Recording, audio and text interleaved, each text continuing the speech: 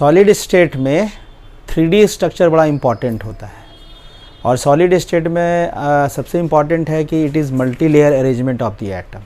Solid जो है multi layer arrangement of the atom होता है, जिसमें एटम पहले एक नीचे जैसे फुटबॉल समझिए, फुटबॉल का एक सिंगल लेयर पूरा बिछा दीजिए एक रूम में, नीचे एक सिंगल लेयर हुआ, उसी लेयर के ऊपर में फिर फुटबॉल का दूसरा लेयर रखिए, उसी के ऊपर में फुटबॉल का तीसरा लेयर रखिए और उसी तरह मल्टी लेयर अरेंजमेंट को मिला करके सॉलिड का अरेंजमेंट होता है।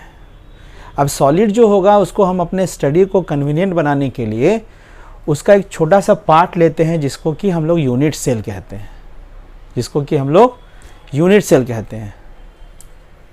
देखिए जैसे आप यहाँ देख सकते हैं कि यूनिट सेल आपका एक छोटा सा मिल करके, यूनिट सेल मिल करके, आप गौर करिए, मिल करके छोटा छोटा यूनिट सेल के मिल करके बड़ा सॉलिड बना है। आप यहाँ ध्यान दे दीजिए।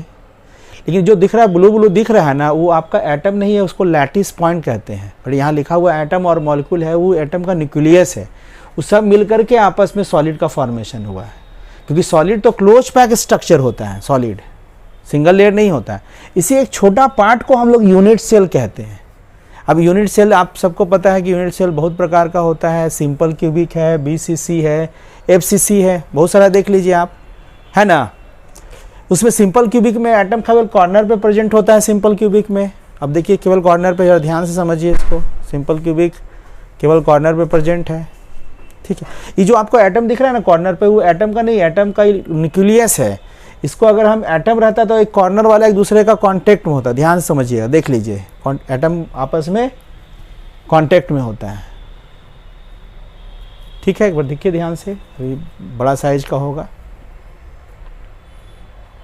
देखिए आपस में कांटेक्ट में है आपका, और आपस में कांटेक्ट में है उसको हम लोग समझाने के हिसाब से जहाँ एटम का न्यूक्लियस होता है वहाँ पे एक पॉइंट से दिखा देते हैं। ओरिजिनल में आप अगर गौर करिए तो देखिए यूनिट सेल ऐसे ही होता है। और यहाँ पे देखिए कि यहाँ आपस में भाई दोनों का nucleus RR 2R equal to A होगा, RR 2R equal to A होगा, ठीक। आप एक बार ध्यान दीजिए गौर करके, इसका जो फेस सेंटर है, फेस सेंटर वहाँ भी खाली जगह है, और इसका जो बॉडी सेंटर है बीच बीच में, मतलब क्यूब का बीच वो बीच सेंटर, उसका भी खाली जगह है। और वह खाली जगह देख लीजिए, इसको वॉइड कहेंगे। जब हम आपको पढ़ाएंगे ऑक्टाहेड्रल क्यूबिक वॉइड, तो कहेंगे वैसा वॉइड जो सिंपल क्यूबिक के बॉडी सेंटर पे होता है, उसका नाम क्यूबिक वॉइड होता है। ध्यान से समझिएगा, क्यूबिक वॉइड होगा। ये जो दिख रहा है आपका लैटिस पॉइंट दिख रहा है, नहीं कि एटम एक दूसरे का कांटेक्ट में होगा, एटम एक दूसरे का कांटेक्ट में होगा। अब हम बात करेंगे, देखिए आगे इसके बाद अगर देखिए तो बीसीसी बात करेंगे। बीसीसी क्या होगा भाई? वैसा यूनिट सेल जिसमें लैटिस पॉइंट कॉर्नर के साथ साथ बॉडी सेंटर पे है। देख लीजिए आप, यहाँ भी देख लो, हर कॉर्नर पे एटम आपको दिखाई दे रहा है बॉडी सेंटर में, कांटेक्ट में नहीं। लेकिन सॉलिड हमेशा एक सेंटर वाला एटम के साथ चारों तरफ कांटेक्ट में होगा। अगर सेंटर पे एटम नहीं होगा तो अगल बगल वाला एटम कांटेक्ट में होगा। तो यहाँ जो दिख रहा है बीसीसी, कॉर्नर पे एटम है, साथ साथ बीच में आपका बॉडी सेंटर पे है। देखो अगर इसको एटम बना देंगे तो देखो बीच में, और आपको हम बता चुके हैं, देखो बीच वाला एटम के साथ कांटेक्ट में होगा, लेकिन कॉर्नर वाला एटम आपस में कांटेक्ट में नहीं होगा। कॉर्नर वाला एटम जो भी होगा आपस में कांटेक्ट में नहीं होगा। देख लीजिए आप, बीच में जो खाली है, तो दोनों एटम का जो बीच में खाली जगह दिख रहा है ना, उसको इंटरफेसियल सेपरेशन कहा जाता है। बीच में जो एज पे देख लीजिए, इसको कटिंग करके दिखाएं तो ऐसा होगा। देख लो, कटिंग करके दिखाएं अगर यूनिट सेल को, बीसीसी को, तो ऐसा दिखा। एक कॉर्नर का 1/8 पार्ट अंदर में शेयर होगा, बॉडी सेंटर सब इसी के अंदर होगा। देख लीजिए आप, बॉडी सेंटर सबका सब इसी के अंदर होगा। बीसीसी है, तो बीसीसी में खाली जगह कहाँ दिख रहा है? देखो तो फेस सेंटर पे खाली जगह दिख रहा है, ध्यान रखना, फेस सेंटर पे। और उसको घेर के कौन रखा है? बॉडी सेंटर वाला, ठीक है ना।